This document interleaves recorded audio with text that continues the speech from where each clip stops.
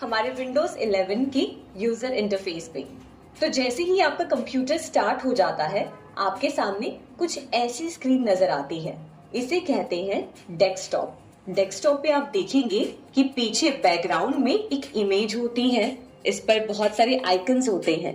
ये आइकन्स आपके अलग अलग फाइल्स और फोल्डर्स को रिप्रेजेंट करते हैं। जैसे आप देखेंगे कि यहाँ पर दिस पीसी का आइकन है, फिर मैंने जो फोल्डर्स बना रखे हैं उसके अलग अलग आइकन्स हैं। ये सब एक तरह से शॉर्टकट्स है जिसके जरिए आप सिस्टम के अंदर ना जाकर डेस्कटॉप पे ही डायरेक्टली उन फाइल्स को एक्सेस कर सकते हैं। तो ये सारे आपके आइकन्स हो गए। अब नीचे आप देखेंगे तो ये नीचे जो एक लाइन आपको दिख रही है, ये होता है हमारा टास्क बार। टास्क बार पे आपके कई सारे ऑप्शंस अवेलेबल होते हैं, जैसे कि स्टार्ट मेन्यू, जिसके जरिए आप कंप्यूटर की सेटिंग्स चेंज कर सकते हैं और कंप्यूटर में जो भी आपको एक्स्ट्रा एडिशनल जो भी फीचर्स ऐड करने हैं या रिमूव करने हैं वो आप यहाँ पे कर सकते हैं। फिर यहाँ पे और भी फंक्शंस आते हैं, जैसे डायरेक्टली यहाँ पे आपको सर्च करने का ऑप्शन आता है। फिर ये सारे आइकन्स जो फाइल्स और अलग अलग फोल्डर्स को रिप्रेजेंट करते हैं वो यहाँ पर होते हैं। और इस तरफ होता है हमारा सिस्टम ट्रे। अब सबसे अच्छी बात ये है कि डेस्कटॉप पे आप चाहे तो जितना चाहे उतने चेंजेस कर सकते हैं। आप इन सब आइकन्स को कहीं पे भी मूव कर सकते हैं। जैसे मैं आपको दिखाती हूँ, समझिए मुझे इस दिस पीसी के आइकन को कहीं और मूव करना है, तो मैं बस माउस से क्लिक करके इसे ड्रैग करके कहीं पे भी डेस्कटॉप पे मूव कर सकती हूँ। चाहे मैं इस फोल्डर को भी यहाँ से यहाँ ले जाऊं या फिर मुझे इसे वापस उसके ओरिजिनल पोजीशन में लेके आना है तो वो भी हम आसानी से कर सकते हैं। इवन आप ये सारे आइकन्स को एक साथ सिलेक्ट करके कहीं पे भी डेस्कटॉप पे आप एक साथ मूव कर सकते हैं। देखिए, मैं चाहूं तो इसे वापस सिलेक्ट करके इसके ओरिजिनल पोजीशन पे वापस प्लेस कर सकती हूँ। इवन आप डेस्कटॉप के पीछे जो बैकग्राउंड इमेज है उसे भी आसानी से चेंज कर सकते हैं। आपको बस जाना है स्टार्ट मेन्यू में और यहाँ पे आप सेटिंग्स में जाएंगे। सेटिंग्स में जाकर यहाँ पर जो पर्सनलाइजेशन ऑप्शन है इसमें बैकग्राउंड में जाकर आप यहाँ से देखिए इमेज को चेंज कर सकते हैं।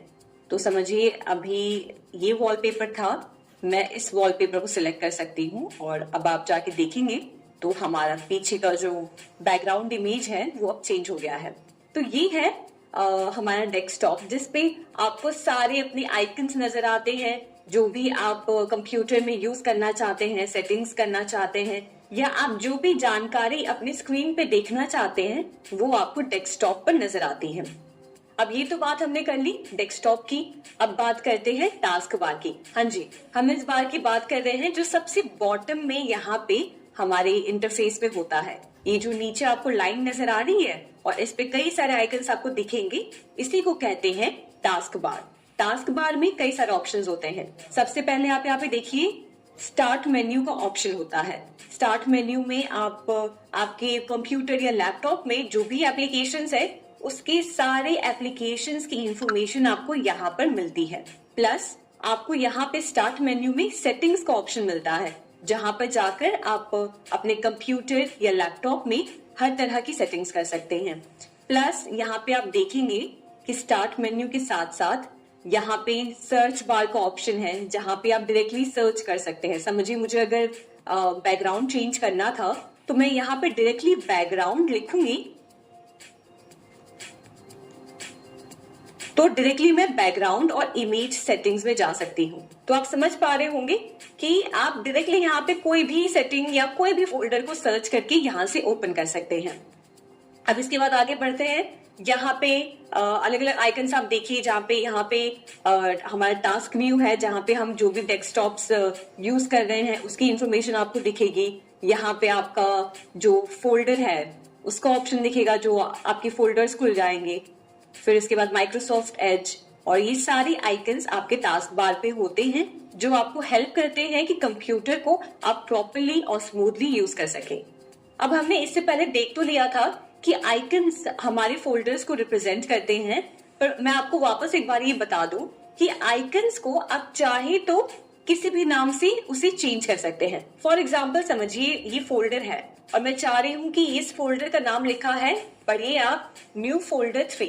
अब मैं इसे किसी और नाम से चेंज करना चाहती हूँ, तो मैं इस पर क्लिक करके इसमें रीनेम में जाकर इस फाइल को किसी भी नाम के सेव कर सकती हूँ।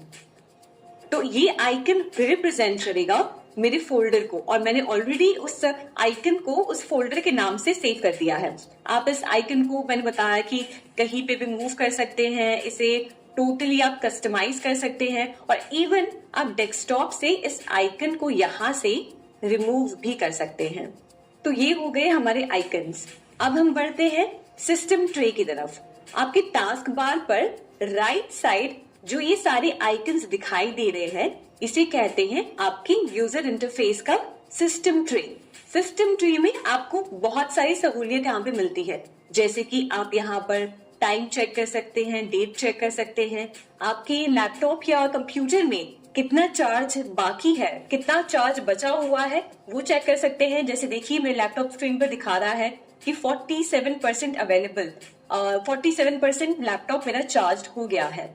इसके बाद आप यहाँ पे स्पीकर वाले ऑप्शन में जाकर स्पीकर को जो है इसकी वॉल्यूम को बढ़ा सकते हैं या इंक्रीज या डिक्रीज कर सकते हैं। फिर यहाँ पे वाईफाई कनेक्शंस आपको मिलते हैं, जहाँ पे आपके सामने जो भी वाईफाई कनेक्शंस हैं वो अवेलेबल दिखाता है। ब्लूटूथ कनेक्शंस आप यहाँ से एक्सेस कर सकते हैं, फिर इसे एयरप्लेन मोड में कर सकते हैं, और भी कई सारी फीचर्स आपको यहाँ पे मिल जाते हैं। और साथ ही साथ आप यहाँ से अपने माइक्रोफोन को भी एक्सेस कर सकते हैं डायरेक्टली। तो ये सारे फीचर्स आपको सिस्टम ट्री पर मिलता है, जो आपके टास्क बार की राइट साइड होता है। अब बात करते हैं क्विक लॉन्च आइकन्स की। क्विक लॉन्च आइकन्स वो आइकन्स है जो आपको अपने टास्क बार पर नजर आते हैं फोल्डर के रूप में। जैसे फॉर एग्जाम्पल मैं अभी ये ऐप यूज कर रही हूँ, OBS स्टूडियो, और मैंने इसे ओपन कर रखा है। तो आप देखेंगे कि टास्क बार में यहाँ पर ये एप्लीकेशन अभी रनिंग प्रोसेस में मुझे दिखाई दे रहा है। तो ये होते हैं हमारे क्विक लॉन्च आइकन्स, यानी कि आप जब चाहे तब इन आइकन्स के बीच में स्विच कर सकते हैं और इन फाइल्स को आप ऑपरेट कर सकते हैं। जैसे समझिए माइक्रोसॉफ्ट स्टोर का यहाँ पे क्विक लॉन्च आइकन है, फिर माइक्रोसॉफ्ट एज का यहाँ पे क्विक लॉन्च आइकन है। तो इस तरीके से आप नाम से ही समझ पा रहे होंगे कि ये वो आइकन्स है जिसे हम क्विकली एक्सेस कर सकते हैं। अब जानते हैं कि ये शॉर्टकट आइकन क्या होता है और आप कैसे अपने कंप्यूटर या लैपटॉप में शॉर्टकट आइकन खुद क्रिएट कर सकते हैं। समझिए कोई ऐसी वेबसाइट है या कोई ऐसा फोल्डर है जो मैं बहुत ज्यादा यूज करती हूँ, ठीक है। तो अब उस वेबसाइट पे हमेशा जाकर उसे ओपन करने से अच्छा अगर मैं उसका एक शॉर्टकट मेरे डेस्कटॉप पे क्रिएट कर दूं तो कितना आसान होगा। मैं जब भी अपना लैपटॉप ओपन करूंगी मुझे उस वेबसाइट को हमेशा जाके सर्च करने की जरूरत नहीं है। मैं डायरेक्टली डेस्कटॉप से ही उस पर क्लिक करके उस शॉर्टकट आइकन पे क्लिक करके उस वेबसाइट को एक्सेस कर सकती हूँ। तो आइए देखते हैं कि आप भी किसी भी वेबसाइट का या किसी भी फोल्डर का एक शॉर्टकट आइकन अपने डेस्कटॉप पे कैसे क्रिएट कर सकते हैं। तो समझिए मैं गूगल क्रोम पर जा रही हूँ और मैंने कोई वेबसाइट सर्च कर ली, मान लीजिए RKCL हमने सर्च किया, ठीक है। अब मेरी रोजमर्रा की जिंदगी में मैं ये वेबसाइट बहुत ज्यादा यूज करती हूँ और मैं नहीं चाहती हूँ कि बार बार जब भी मैं लैपटॉप या कंप्यूटर ओपन करूँ तो मुझे बार बार जाकर RKCL को जो है सर्च करना पड़े और इनकी वेबसाइट पे हमेशा आना पड़े। इसके लिए मैं बहुत आसान तरीका अपना सकती हूँ। यहाँ पर आप देखेंगे कि आपको 3 डॉट्स यहाँ पे दिखाई दे रही होंगी। इससे आपको क्लिक करना है और यहाँ पे आप नीचे आएंगे तो यहाँ पे देखिए सेव एंड शेयर का ऑप्शन है, इस पर क्लिक करें और यहाँ से आपको शॉर्टकट क्रिएट करने का ऑप्शन दिख रहा है। आप इस पर क्लिक करेंगे और इसे आप नेम भी दे सकते हैं। RKCL हमने नेम दे दिया और हमने शॉर्टकट इस तरीके से क्रिएट कर दिया। अब देखिए आप डेस्कटॉप पे आएंगे वापस तो RKCL की वेबसाइट का शॉर्टकट आपके डेस्कटॉप पे यहाँ पे क्रिएट हो चुका है। अब जब भी आप अपना लैपटॉप या कंप्यूटर ऑन करते हैं और आपको RKCL की वेबसाइट पे जाना है तो आप बस डायरेक्टली इस आइकन पे क्लिक करेंगे और आप डायरेक्टली इस वेबसाइट पे पहुंच जाएंगे। तो अब आप समझ पा रहे होंगे कि शॉर्टकट आइकन का आखिर पर्पस क्या है।